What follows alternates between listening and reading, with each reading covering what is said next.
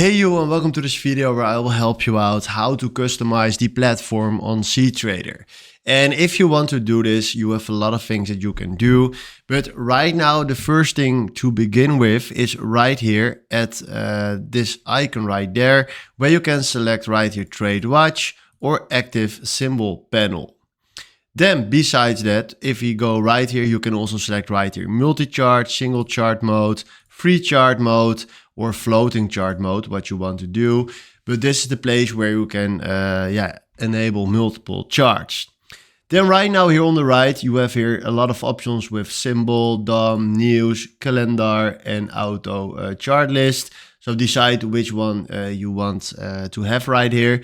And right here, we have the things that we can use for trading. So if you click right here, you can throw it exactly to where you want. So let's say we want this on the right or on the left. You can decide what you want to do.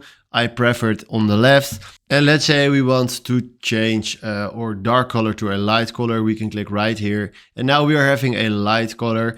Let's go back to dark. I prefer dark, but hey, to be honest, with the light one, my lighting is better on my camera. But for now, I prefer the dark one. And then right here, you can decide if you want to have the trade option, the copy option right here, that you can use. Then right here, we have also a algo option or an analyze option right here.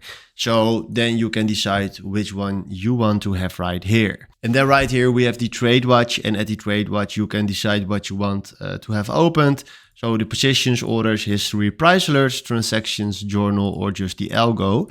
So this is everything that you need to know to customize right here your platform on cTrader. So hopefully this was the video where I was looking for. Thanks for watching and have a wonderful day.